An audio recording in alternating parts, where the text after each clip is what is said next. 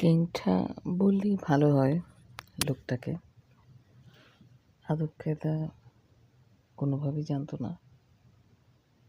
অত্যন্ত অহংকারী, অত্যন্ত মেধাবী, খুব সম্ভবত রেপটিলিয়ান।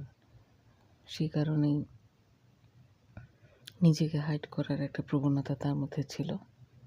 মাথা সবসময় নিচু করে হাঁটতো। কলিগদেরকে দেখলে কখনো উইশ করতো না নিজে থেকে। কেউ উইশ করলে অবশ্য সুন্দর করে সালাম দিত।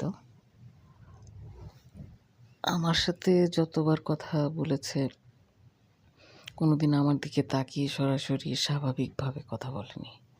সবসময় মাথা নিচু করে থাকতো। হয়তো বা আমার স্মৃতিতে আছে দুবার আমার দিকে তাকিয়েছিল, এবং যে ভয়ঙ্কর ছিল সেই দৃষ্টি আমি কখনোই ভুলতে পারবো না। অত্যন্ত অহংকারী, অত্যন্ত দাম্ভিক, অত্যন্ত মেধাবী। খুব সম্ভবত অ্যাসপারগারাস সিনড্রোম স্পেকট্রামের মধ্যে তাকে ফেলা যেতে পারে, অর্থাৎ যাদের আইকিউ চার্টের একদম ঊর্ধ্বে থাকে। সৌভাগ্যবশত অত্যন্ত গর্বের সাথে নিজেকে গর্ববোধ করে মনে করলাম যে এই অত্যন্ত মেধাবী মানুষটাকে আমি পেয়েছি আমার জীবনে রিসার্চের কাজ করবার জন্য, তার সাথে যুক্ত হয়ে। পরবর্তীতে রিসার্চার হিসাবে তিনি যেহেতু আমার সুপারভাইজার, তার সাইন নিতে হয় প্রতি মাসে বেতন তোলার জন্য। তখন আমিও আমার শিক্ষা প্রতিষ্ঠানে কর্মরত রিসার্চার হিসাবে বেতন তোলার জন্য তার সিগনেচার নিতে যখন যেতাম, সে তখন আমার কাগজটা সই করবার আগে আমার দিকে তাকাতো এবং জিজ্ঞেস করতো, তুমি না এই বেতন কিছুদিন আগে তুলেছ? এই খোটাটা তিনি কেন দিতেন আমি এখনো বুঝি না। কারণ কিছুদিন আগে যদি আমি বেতন তুলেই থাকি, সেটা তো তার সই নিয়েই তুলব। আর তার সই নিয়ে যখন বেতন আমি তুলব, এক বেতন আমার পক্ষে দুবার তোলা কোনোভাবেই সম্ভব না, কারণ বেতন তো আসে ব্যাংকের মাধ্যমে। কিন্তু এই কথাটা তিনি আমাকে বলতেন।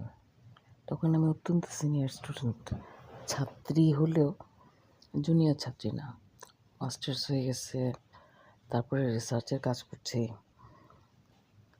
তার ব্যবহারটা ছোটো বাচ্চাদেরকে যেরকম করে একটু দুষ্টুমি ছলেই হোক আর একটু টন্ট করেই হোক কথা বলা যায়, বড়রা বলে থাকে আমাদের কালচারে, বিশেষ করে বাংলাদেশে। তো সেরকম করে বলবার মতো অবস্থা তখন আর আমার সাথে ছিল না, কারণ আমি তখন যথেষ্ট সিনিয়র বয়সের দিক থেকে বলছি। অথচ তার এই ব্যবহারটা, তার এই আচরণটা এবং তার এই মুখের ভাষাটা বিশেষ করে আমার বেতন তোলার সময়টায় আমাকে বেশ অবাক করতো।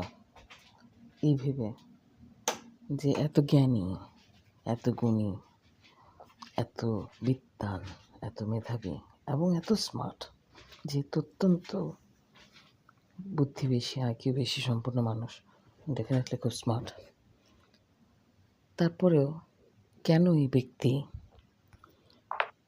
সামান্য ভদ্রভাবে কথা বলতে জানে না, আমি বুঝে পেতাম না। এটা কি তার যে ইননেট অন্তর্নিহিত একটা শয়তানি, সেটারই বহিঃপ্রকাশ, নাকি তার একটা ঈর্ষা বলবো, যে মেয়েটি